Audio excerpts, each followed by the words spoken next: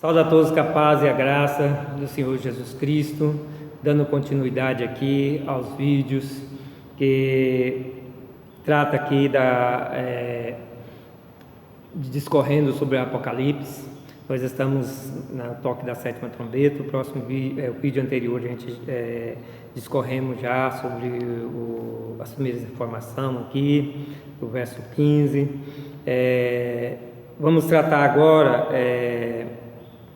o verso 18, a qual diz assim, capítulo 11, verso 18: Iraram-se as nações e veio a tua ira e o tempo dos mortos, para que sejam julgados, e o tempo de dares o galardão aos profetas, teus servos, e aos santos, e aos que temem o teu nome, e pequenos e grandes, e o tempo de destruir os que destroem a terra.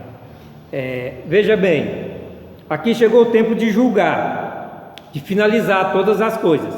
Como a gente viu no vídeo anterior, no verso 15, onde os reinos passam a ser do nosso Senhor e do seu Cristo, isso remete para o reino milenar de Jesus Cristo, que a gente já viu lá. E quando fala aqui também que chegou o tempo de julgar os mortos, também está nos remetendo lá para o capítulo 20, E vamos ver, porque o toque das trombetas e as taças são eventos que se complementam um ao outro, porque como quem já assistiu o vídeo anterior já viu a minha explicação, o Apocalipse ele encerra no capítulo 11, e depois recomeça novamente.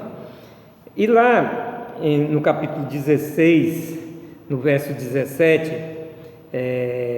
trata-se da sétima taça, e diz assim: E o sétimo anjo derramou a sua taça no ar, e saiu grande vozes no templo do céu, do trono, dizendo: está feito, está feito. Então tudo foi feito, como o toque da trombeta foi feito. E houve voz, trovões e relâmpagos, e um grande terremoto, como nunca tinha havido desde o que há homens sobre a terra. Tal foi esse tão grande terremoto. E a grande cidade fendeu-se em 3 partes, e a cidade das nações caíram. Aqui, quando fala grande cidade, no tempo bíblico, quando fala grande cidade, está falando de Jerusalém, E fendeu em 3 partes. Trata-se lá de Zacarias, capítulo 14, quando Jesus desce, coloca seus pés sobre o Monte das Oliveiras e ele fende. Então, aqui está se tratando a mesma coisa, é o tempo do fim, o tempo que Jesus vem para tomar todos os reinos. Então, o que a gente vê que há uma complementação do toque da sétima trombeta da sétima taça, que um complementa o outro, um traz informações. Aqui a sétima taça está trazendo umas informações mais para que a gente compreenda os eventos, compreenda melhor os eventos, E a cidade das nações caíram, porque chegou o tempo do poder de Deus. Deus usou o seu grande poder. Então, igual está lá no capítulo 11, Deus usou o seu grande poder no toque da sete trombetas, E todos os reinos passaram a ser do nosso Senhor e de seu Cristo. E da grande Babilônia se lembrou Deus para lhe dar o cálice do vinho da indignação da sua ira, Então, o tempo também de julgamento da grande Babilônia prostituta, E aí a gente tem que entender, tem 2 coisas aqui diferentes. Quando a gente for tratar da Babilônia, e da meretriz, a gente vai compreender isso. Quando falou que a grande cidade que foi fendida em 4 partes, está falando de Jerusalém. Mas quando fala aqui da grande Babilônia, não está falando de Jerusalém, porque a Babilônia ela deixa de existir. Mas a Jerusalém permanece, então não é a mesma cidade, E todas as ilhas fugiram e os montes não se acharam. E sobre os homens caiu do céu uma grande saraiva, pedras do peso de 1 talento, e os homens blasfemaram de Deus por causa da praga da saraiva, porque a sua praga era muito grande. Então, o que está revelando lá no capítulo 11 é o que está revelando aqui também no 16, a mesma coisa, o toque da 7ª trombeta e o derramamento da taça. Um cumprimenta o outro para que a gente entenda a mesma coisa. Você só vai compreender essas coisas se você buscar compreender o tempo, porque lá no toque da 7ª trombeta está no tempo do fim, está mostrando claro o tempo que Jesus retoma o seu reino, todos os reinos, né, e vai reinar por 1000 anos. O reino começa nesse reino milenar, e o tempo de julgar os mortos, né? Aqui na taça nós vemos que está revelando também o tempo que Jesus desce sobre o Monte de Oliveira, e Jerusalém, o Monte de Oliveira será fendido, isso quer dizer, Jerusalém será fendido, que o Monte de Oliveira hoje está dentro de Jerusalém, né? Então, inclusive, ali está tudo habitado hoje, e a gente sabe que essas coisas vai acontecer. Então, o tempo aqui da taça é o tempo ali de Zacarias, que é o mesmo tempo da trombeta, que é o tempo que Jesus vem, retoma o seu reino, e retoma o seu reino. Tive de cancelar uma ligação que estava recebendo aqui. Então, é o momento que todos os reinos passam a ser de Jesus Cristo, e ele passa a reinar os 1000 anos. Então, o tempo do toque da trombeta e o tempo das taças são o mesmo, e isso a gente só vai compreender a partir do momento que a gente entender isso. Houve vozes, trovões, e é a mesma coisa que está acontecendo aqui em Apocalipse capítulo 11, no toque da trombeta. E quando nós olhamos para o capítulo 20, nós vemos lá no capítulo 11,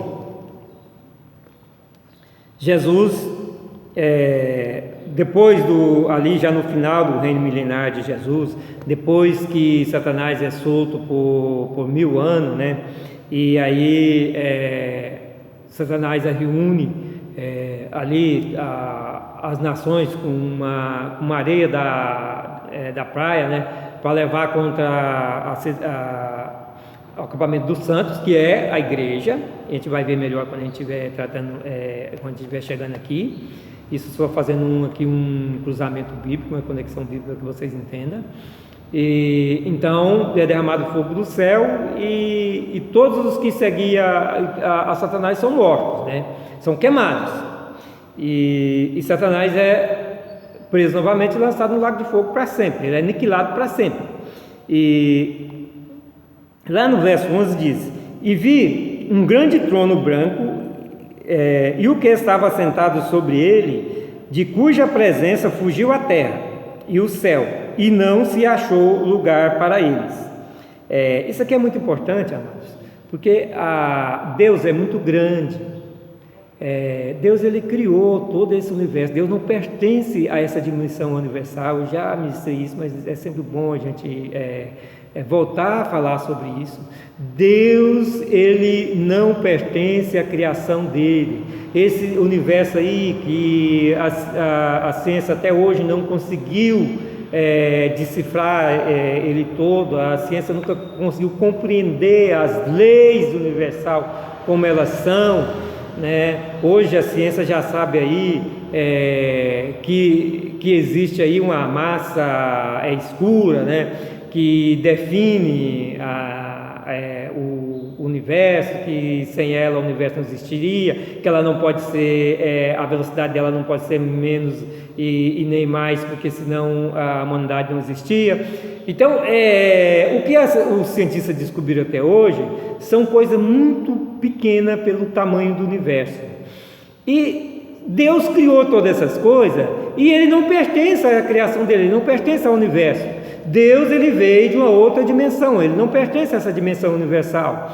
Então a grandeza de Deus é incomparável, nós não tem como comparar Deus com nada. Então essa terra, o que está revelando aqui, quando diz que quando diz aqui, quer ver? Que estava sentado sobre o trono, cuja presença fugiu a terra e o céu, e não se achou lugar para eles. Quer dizer, eles fugiram. Isso é a questão, nós vamos entrar depois no outro vídeo, que fala dos novos céus e nova terra. Por que surgiu novos céus e nova terra?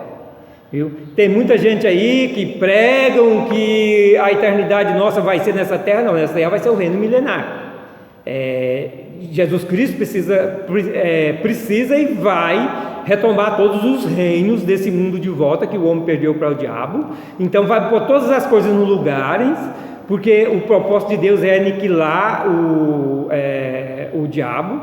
Então o diabo vai ser aniquilado, o diabo e seu poder. Então não tenha dúvida que todas essas coisas vão se cumprir. Então Jesus vai reinar 1000 anos, para que termine de colocar todas as coisas no lugares, e também para que nós possamos saber o quão é justo o governo de Deus.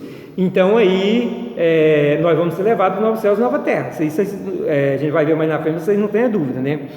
E diz: e vi os mortos, grandes e pequenos, que estavam diante do trono, e abriram-se os livros, e abriu-se outro livro, que é o da vida. E os mortos que foram julgados pelas coisas que estavam escritas nos livros, segundo as suas obras.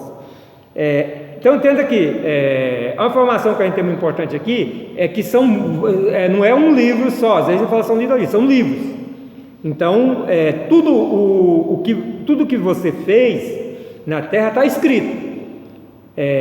Porém, todos que foram perdoados em Cristo Jesus, as informações da sua transgressão, do seu pecado não está mais no livro, porque quando Deus perdoa, Ele lança no mar do esquecimento. Não é porque Ele perde a memória, é porque Ele não traz mais o pecado da transgressão que Ele já perdoou sobre as nossas vidas.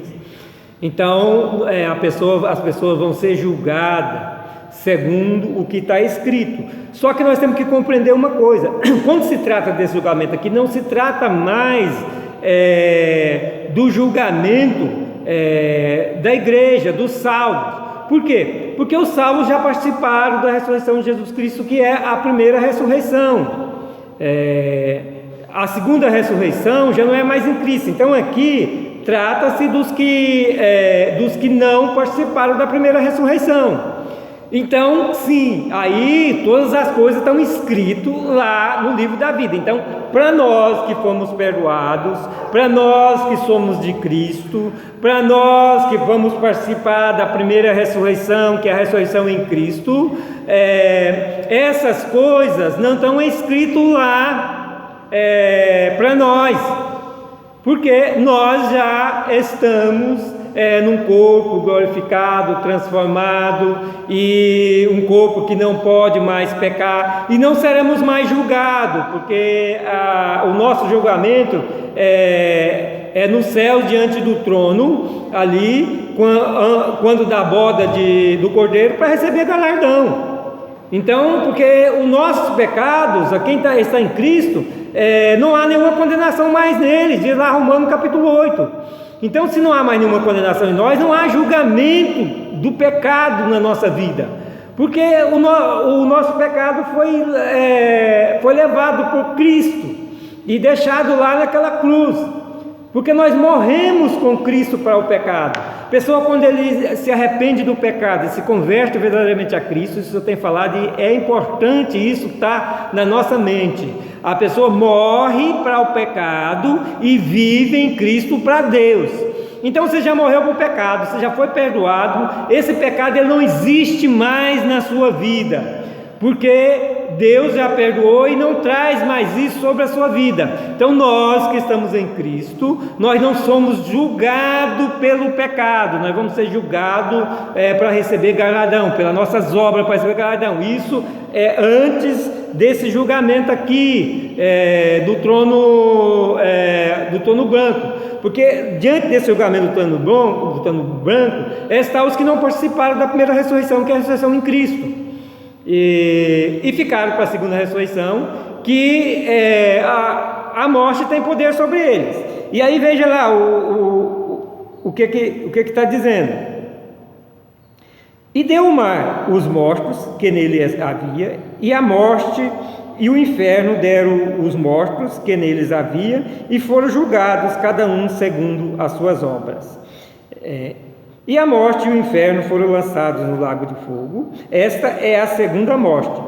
E aquele que não foi achado escrito no livro da vida foi lançado no lago de fogo. Então, entendemos aqui as informações bíblicas, a revelação bíblica. Essa ressurreição aqui diante do trono branco, ela não é mais a ressurreição em Cristo. Aqui você quer ver? E deu o mar os mortos, quer dizer, o mar, os que morreram no mar. Isso tem muitas pessoas que são cremadas, lançadas no mar, né? Tem os que morreram também no mar de naufrágio e afogado e de tantas coisas, né? Então esses o mar deu eles, os que não foram salvos, né? Os que não participaram da operação, o mar deu eles. Então o mar deu os mortos que nele havia, e a morte e o inferno deram os mortos que neles havia. Então a morte e o inferno Deus quer ver, e foram julgados cada um segundo as suas obras. Então não é mais Jesus Cristo que ressuscita. Nesse tempo aqui, nessa ressurreição, que é a segunda ressurreição diante do trono branco, ela não é mais em Cristo. É o mar que dá, é o inferno que dá. Isso é o inferno. Quando se fala em inferno, muitos às vezes está se referindo ao sepulcro, às vezes está se referindo também à condenação, mas o inferno, a morte e o inferno que dá, e o mar, né? São essas três coisas que vão dar. Então não é mais Cristo, porque se a pessoa ressuscitasse em Cristo aqui, todos que ressuscitam em Cristo não morrem mais, eles não passam pela segunda morte, eles têm vida para sempre, porque Cristo é vida. Quem ressuscita em Cristo está salvo. Então essa segunda ressurreição não é em Cristo, ela não é em Cristo. A ressurreição em Cristo é a primeira ressurreição, e é nessa ressurreição que nós temos de estar preparados, para que, se morrermos antes de Jesus Cristo voltar para o arrebatamento da igreja, nós morremos em Cristo, para que nós possamos ressuscitar em Cristo também no dia do arrebatamento, e os vivos não precederão os mortos. A palavra de Deus, ela se cumpre. Então os que morreram em Cristo estarão, e nós que vivemos juntamente com eles seremos levados ao ar, ao encontro do Senhor, e para estar com Ele para sempre. Então essa é a primeira ressurreição, que termina também, só lembrando, né, já falei disso algumas vezes, vamos chegar lá, vamos falar novamente, mas os últimos a participar da primeira ressurreição os que foram degolados pelo anticristo, né? Que está lá no capítulo, que está aqui no capítulo 20, a partir do verso 4. E isso nós temos que ter em mente o seguinte: a primeira ressurreição, ela acontece em 3 etapas, porque começa lá na ressurreição, na morte e ressurreição de Jesus Cristo, aonde muitos santos ressuscitaram, e esses muitos santos eram os santos dos hebreus israelitas, que morreram em santidade, eram justos, e com a morte de Jesus Cristo, a ressurreição de Jesus Cristo, eles ressuscitaram já ali com Jesus Cristo. Tem muitos pregadores, muitos teólogos que traz uma explicação sobre essa questão da primícia, das colheitas, das festas, que tem sentido, mas ele não precisa buscar a fundo tanta coisa, complicar tanta coisa, isso é muito fácil entender, porque se houve uma ressurreição lá do tempo da morte e ressurreição de Jesus Cristo, iniciou-se então a primeira ressurreição, porque senão a ressurreição dita no capítulo 20, dos que foram degolados pelo anticristo, não seria a primeira ressurreição, seria a terceira ressurreição, e a ressurreição do trono branco seria a quarta. Então ia ter de 1 a 4 ressurreição. Mas na verdade não é isso. O que está explicando é que há uma primeira ressurreição e depois uma segunda ressurreição. Então essa primeira ressurreição é a ressurreição em Cristo. Isso que a gente tem que entender. Os santos, os muitos santos ali de Israel, dos hebreus israelitas, que eu digo hebreus israelitas porque também tem os filhos de Ismael que são hebreus também, são da descendência de Abraão, mas não participaram da ressurreição. Por quê? Porque eles não creram em Cristo, não são de Cristo. E a primeira ressurreição, que é a ressurreição de Cristo, são para os que creem nele. Então o povo de Israel, os santos de Israel, eles morreram aguardando o Messias, que é o Cristo, o Redentor. E então por isso eles ressuscitaram em Cristo, participaram da primeira ressurreição em Cristo. E a segunda etapa da ressurreição em Cristo é o que Paulo que diz lá, né, pelo Espírito Santo de Deus. Ele diz lá no capítulo, lá em 1 Tessalonicenses, né, que nós, os que tiverem vivo, não prestaremos morte, primeiro os mortos estarão, e nós, se tiverem vivo, teremos os corpos transformados e levados aos ares ao encontro do Senhor. É a segunda parte da primeira ressurreição. E a terceira parte da primeira ressurreição é já os que morrem ali, degolados pelo anticristo na grande tribulação, a qual só eles ressuscitam ali. Ali a ressurreição é unicamente dos que morreram degolados pelo anticristo.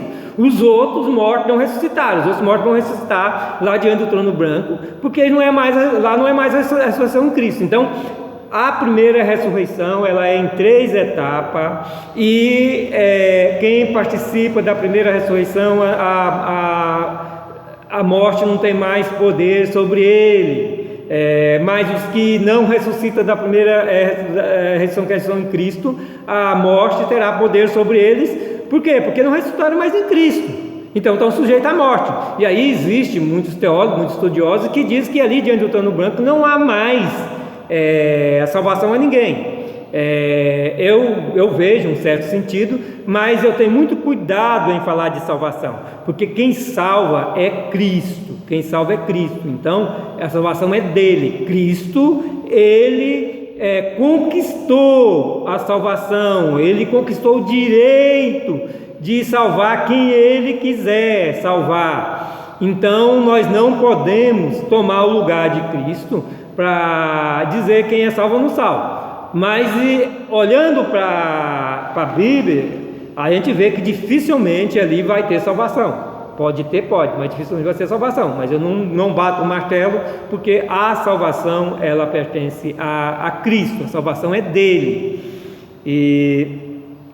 Então, olhando para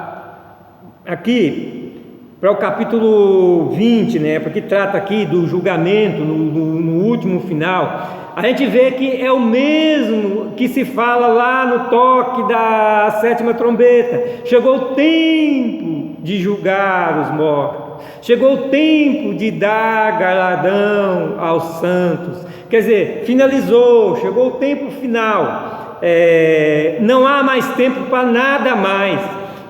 Capítulo 11 encerra-se a revelação apocalíptica, e capítulo 12 recomeça uma nova narrativa para nos dar mais base, nos dar mais conhecimento, principalmente da questão do dragão, que não foi falado, da mulher e o filho varão, e aí das bestas, da prostituta, da Babilônia, né, que não foi falado, o derramamento das taças, que cumprimentam os eventos do toque das trombetas. Então são informação que vai nos comprometendo para entender melhor a revelação bíblica. Então, nós, quando olhamos para o toque da 7ª trombeta, nós temos de ter cuidado também de olhar para Apocalipse capítulo 20, a partir do verso 11.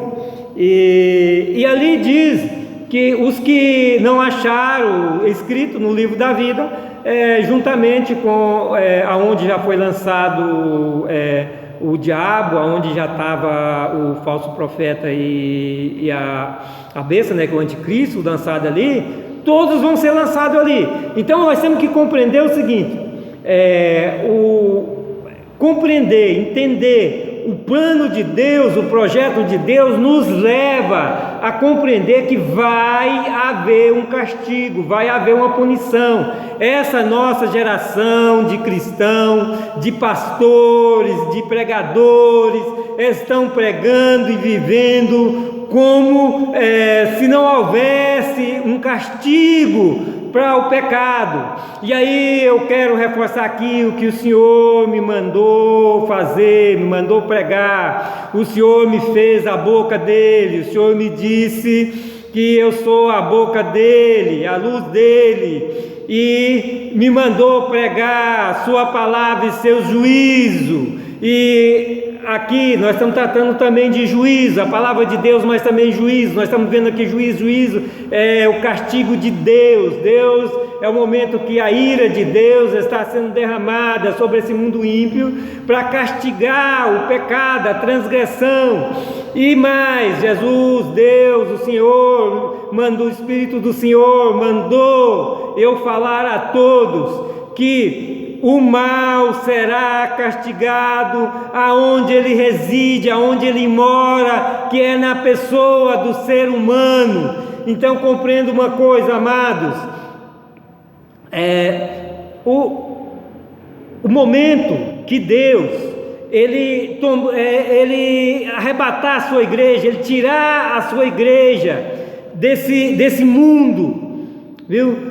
A ira de Deus vai ser derramada, o castigo de Deus vai ser derramado sobre esse mundo ímpio. Deus vai castigar o diabo na pessoa do anticristo, do falso profeta e das pessoas que estão em iniquidade, porque a iniquidade foi inserida na vida do ser humano pelo diabo. Então Deus está aniquilando o diabo e seu poder, porque o poder do diabo reside no pecado, na transgressão, que domina o homem através do desejo da carne.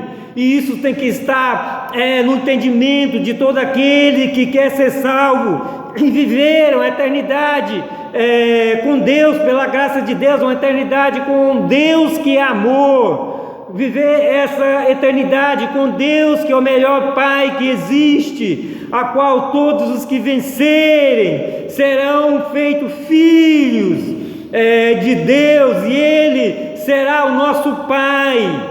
Então, em Cristo Jesus, nós alcançamos tão alta graça, mas a iniquidade não pode estar na nossa vida, porque se a iniquidade estiver na nossa vida, não vamos ser levados para o céu, e vamos estar aqui para ser castigados para receber o castigo do pecado, do mal, da iniquidade, sobre a vida das pessoas que ficarem, porque eu creio, eu vou, porque eu busco e o Senhor já me deu a ordenança e eu cumpro as ordenanças que Deus me deu. Então, eu não tenho dúvida que todos os santos que estão em Cristo, eles serão arrebatados e levados para o céu. Mas aquele que persistir, estar na iniquidade, esse vai ficar. E aquele que morrer antes da grande tribulação, mas morreu em pecado, cometeu essa loucura de não deixar o Espírito Santo guiar sua vida. Tem aqueles que até receberam o Espírito Santo, mas deixaram o Espírito Santo extinguir na vida deles. São aqueles loucos, as virgens loucas, que deixaram o Espírito Santo apagar na vida delas, deixaram a palavra de Deus, a luz de Deus, o Espírito Santo de Deus apagar na vida delas. Então, essa loucura vai fazer com que a pessoa, se morrer antes da grande tribulação, antes do arrebatamento, ele vai ressuscitar para estar lá diante do trono branco para um julgamento onde a morte tem poder sobre ele. E os que não morrerem antes da grande tribulação vão estar aqui na grande tribulação recebendo o castigo do mal na vida dele. E a única forma de salvação nesse tempo é ser degolado, é rejeitar a marca da besta e ser degolado pelo anticristo. É a única forma de ser salvo no tempo da grande tribulação. E então aí reviverão, ressuscitarão ali para reinar com Cristo também 1000 anos. Mas todos os outros estão sujeitos à segunda morte e podem ser lançados no lago de fogo. O lago de fogo é bíblico, é real. Muitos dizem, está pregando o inferno. Não estou pregando o inferno. O inferno vai estar lá também, no lago de fogo. O diabo vai estar lá, junto com toda a sua corja, vão estar lá no lago de fogo. E todos aqueles que não seguiram a Cristo vão estar lá lançados no lago de fogo. Então, que essa palavra de hoje vem trazer o seu desejo de mudança, de servir a Cristo de todo o seu coração, de amar a Cristo de todo o seu coração, amar a Deus e ser salvo em Cristo Jesus. Que Deus te abençoe com entendimento, discernimento na sua vida, que o entendimento e o conhecimento estejam na sua vida, na sua casa, para que a graça de Deus esteja sobre a sua casa. Que Deus te abençoe.